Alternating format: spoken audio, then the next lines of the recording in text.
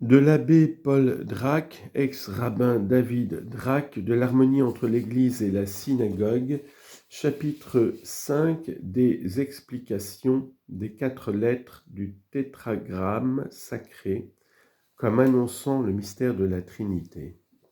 4. Nous placerons à la suite de cette explication du Zohar les 2 observations suivantes. A. Il est dit au psaume 67, versets 7 et 8, « La terre a donné son fruit, Dieu, notre Dieu nous bénira, Dieu nous bénira et toutes les extrémités de la terre le craindront. » Nous avons déjà fait voir plus haut que, d'après les anciens docteurs de la synagogue, ce fruit de la terre signifie la sainte humanité du Messie. C'est dans ce sens que les prophètes l'appellent en plusieurs endroits « germe de la terre ».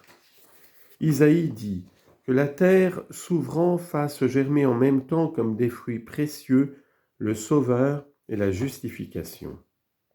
On lit en note, c'est le premier verset de la prière roratée de l'Avent. Nous le traduisons conformément à l'exposition de Kimhi et d'Aben Ezra. Tzedek du texte ne signifie pas seulement la justice, la justification, mais aussi le juste, et s'entend particulièrement du Messie. Il en est de même de Yachar, qui signifie aussi sauveur et s'applique au sauveur du monde. C'est ainsi que nous lisons dans Isaïe, chapitre 51, verset 5, « Mon juste est proche, mon sauveur va paraître. » Et Isaïe 62, verset 11, « Dites à la fille de Sion, voici ton sauveur qui vient. » Et Jérémie, chapitre 23, verset 6, « Et voici le nom dont on l'appellera, Jéhovah notre juste. » Et Daniel, chapitre 9, verset 24, « Et pour amener le juste des siècles. » Fin de note. Ézéchiel, chapitre 34, verset 37, parlant des temps du Messie, s'exprime en ces termes, « Et la terre donnera son fruit. » Il a emprunté les propres expressions du texte du psaume que nous venons de citer. B. Chose bien remarquable, partout dans le texte original de l'Ancien Testament, où le nom de la divinité est répété 3 fois, le suffixe possessif « mon », notre, se joint au deuxième nom, excepté les cas où Dieu prononce lui-même son nom 3 fois. Ne semble-t-il pas que c'est à cause de la sainte humanité de la seconde personne, humanité parfaitement semblable à notre nature? Deuxième série de réflexions. Nous lisons dans le livre de l'Exode, chapitre 6, versets 2 et 3, que le Seigneur dit à Moïse, « Je suis Jéhovah. J'ai apparu à Abraham, à Isaac et à Jacob sous le nom de Dieu Tout-Puissant, El Shaddai. Mais je ne me suis pas fait connaître à eux par mon nom, Jéhovah. » 1. Paraphrase chaldéique de Jonathan ben Hosiel. On lit en note, « Voyez plus haut la réfutation des faibles raisons qui ont déterminé quelques-uns à le qualifier de pseudo-Jonathan. » Fin de note. Mais je ne me suis pas manifesté à eux par la face de mon essence divine. Nous aurons occasion dans la suite de cet ouvrage de faire voir que cette signification hébraïque, voir la face de Dieu, signifie être initié à un degré quelconque au mystère de l'essence de Dieu, de sa manière d'être, de son unité et de sa trinité. 2. Paraphrase jérusalémite.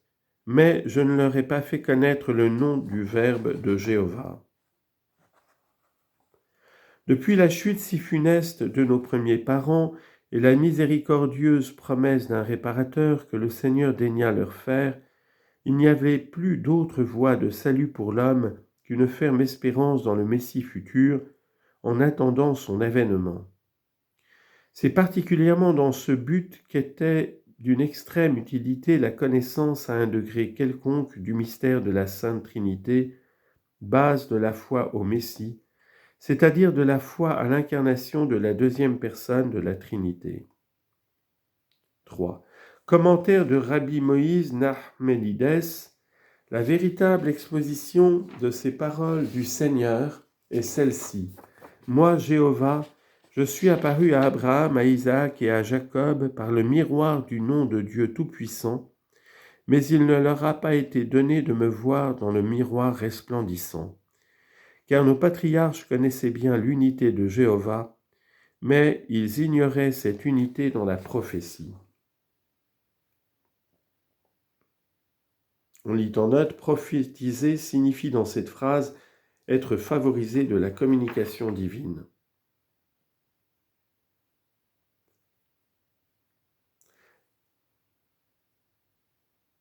Cette note est pour la phrase qui apparaît un peu après. C'est-à-dire, il ne connaissait pas l'unité de Dieu dans le sens prophétique, dans son rapport avec les prophéties qui annonçaient un Messie homme-Dieu. 4. Commentaire d'Isaac à Barbanel.